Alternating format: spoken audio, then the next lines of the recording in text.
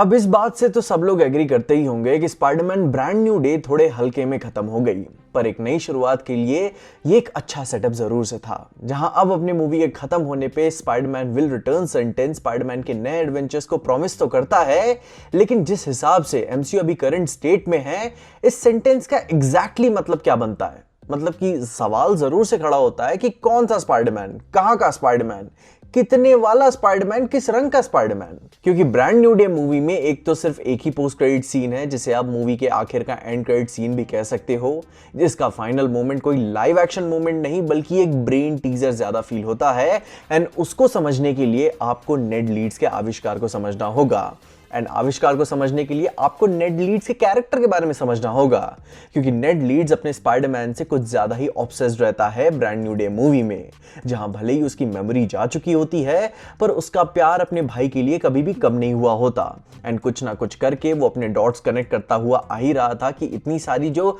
Fragmented memories हैं, कि वो चाहे प्राग में गया हो, चाहे यूरोप हो, वॉशिंगटन हो, या फिर स्कूल की ही बातें क्यों ना हो, स्पाइडरमैन उनकी लाइफ में कनेक्टेड ही क्यों रहा। जहां वो अब उस बात को प्यार कह लो या फिर कोई कोइंसिडेंस या फिर ऑब्सेशन ही बना लो, बट स्पाइडरमैन को वो ट्रैक करने के लिए एक फेमस स्पाइडी ट्रैकर बना देता है मूवी के अंदर, जिसको पनिशर जैसे लोग भी यूज करते हैं। वो बहुत ही फेमस ऐप है, जहां पे उस ऐप की साइंस एग्जैक्टली काम कैसे करती है उसके बारे में कोई एक्सप्लेनेशन तो नहीं है, बट उसके बारे में यह जरूर क्लियर तौर से बताया गया है कि वो न्यूयॉर्क सिटी में अपने स्पाइडरमैन के मूवमेंट्स को ट्रैक करती है, क्योंकि नेड बस यह जानना चाहता है कि स्पाइडरमैन है कौन एंड उसका असली रूप क्या है, और उसके दोस्तों से इतना गहरा कनेक्शन उसका क्या बनता है। उसका स्कूल, कॉलेज, यूरोप की फील्ड ट्रिप, ऑलमोस्ट हर जगह पास्ट में स्पाइडी का कनेक्शन उसे और उसके दोस्तों को प्रोटेक्ट करता हुआ क्यों आ रहा है। एंड उसी बात को समझने के लिए वो उसे कह सकते हो कि नेड स्पाइडरमैन से कुछ ज्यादा ही ऑब्सेस्ड है।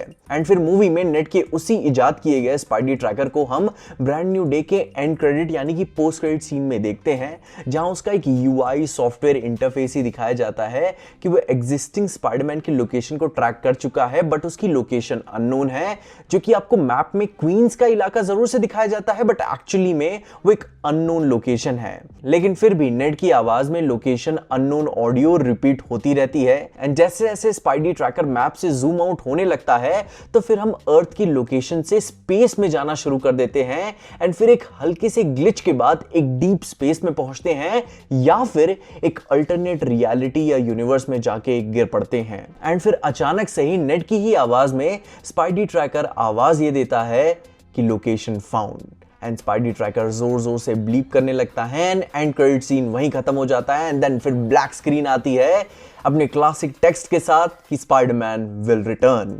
जिसको देखने के बाद अगर एक सिंपल माइंडेड स्पाइडरमैन फैन हो तो आपको लगेगा कि ब्रांड न्यू डे के बाद टॉम हॉलैंड की कोई नई स्पाइडरमैन मूवी के बारे में बात हो रही होगी,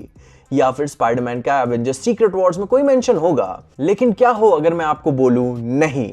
ये बात ये स्पाइडरमैन ट्रैकर की ऐसी है कि स्पाइडर ट्रैकर का ब्लीपर अपने स्पाइडरमैन यानी कि अपने मीन टॉम हॉलैंड वाले स्पाइडरमैन को ट्रैक करने वाला इशारा ही नहीं देता कि वो सीक्रेट वॉर्स, बैटल वर्ल्ड वगैरह वगैरह जहां पे ट्रांजिशन कर चुका है, बल्कि अपने नेड का स्पाइडर ट्रैकर किसी और अल्टरनेट स्पाइडरमैन की लोकेशन को दर्शाता है, जिसको ट्रैकर हिंट कर रहा था। एंड इसीलिए मार्वल ने बड़े स्मार्टली ही इस तरीके से एंड किया हुआ है कि एक स्पाइडरमैन तो रिटर्न करेगा, पर कौन सा स्पाइडरमैन आएगा वो एक सरप्राइज में है। एंड इसी को डिकोड करते हुए मेरे पास 2-3 सॉलिड बड़े स्ट्रॉन्ग आंसर्स एंड कंटेंडर्स हैं, जहां अपना सबसे पहला एंड मेरे लिए सबसे ऑब्वियस आंसर ये बन के निकलता है कि हमें एक स्पाइडरमैन एवेंजर्स डूम्सडे में भी देखने को मिलेगा, जहां मैंने अपने एवेंजर्स डूम्सडे स्टोरी लीड वाली वीडियो में ये बात क्लियरली बताई हुई है कि जैसे स्ट्रॉन्ग सोर्सेस से स्पॉयलर्स हमें सुनने को मिल रहे हैं डूम्सडे को लेकर, उसमें ये बात निश्चित करते हुए हमें बताई जा रही है कि हमें टोबी मैगवायर का स्पाइडरमैन डूम्सडे के शुरू में देखने को मिलेगा, क्योंकि बीस्ट के बनाए हुए बॉम्ब के थ्रू अपने डेडपूल एंड वुल्वरीन अपने टोबी मैगवायर के यूनिवर्स में स्पाइडरमैन से फाइट कर रहे होंगे उसके यूनिवर्स को खत्म करने के लिए, ताकि इनकर्जन्स में उनका वाला यूनिवर्स बच सके। बट उस प्रोसेस में टोबी का स्पाइडरमैन का यूनिवर्स कुर्बान हो जाएगा, अपना टोबी का स्पाइडरमैन अकेले अपनी यूनिवर्स को नहीं बचा पाएगा। एंड देन स्पाइडी ट्रैकर का यही पिंग एक्चुअली में अपने सबसे पहले यानी कि फर्स्ट इनकर्जन्स का हिंट देता है, जो कि एवेंजर्स डूम्सडे के एकदम शुरू में हमें देखने को मिलेगा।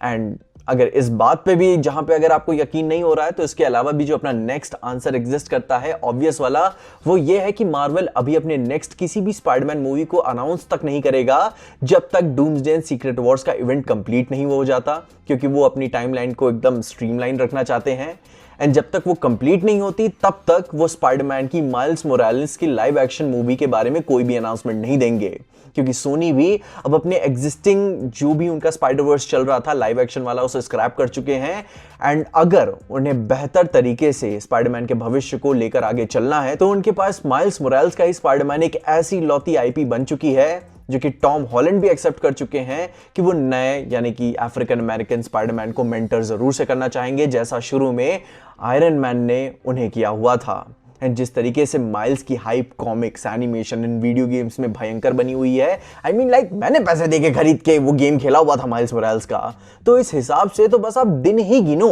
कि कब हमें माइल्स मोरालेस वाला स्पाइडरमैन की लाइव एक्शन मूवी देखने को मिल जाएगी, वो भी टॉम हॉलैंड के साथ। और इसीलिए मल्टीवर्स वाला पिंक ब्रांड न्यू डे में सेंस भी बनाता है एंड में, क्योंकि माइल्स की पावर्स डायरेक्टली शुरू से ही कनेक्टेड हैं मल्टीवर्स से, तो उसका डायरेक्टली यहां पे टीज होना सेंस भी बनता है।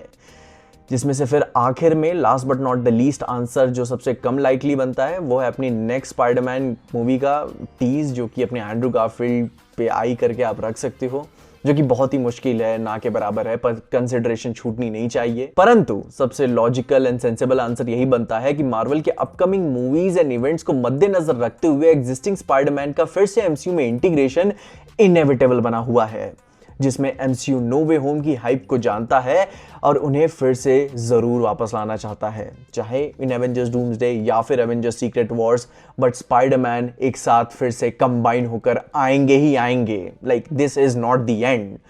तो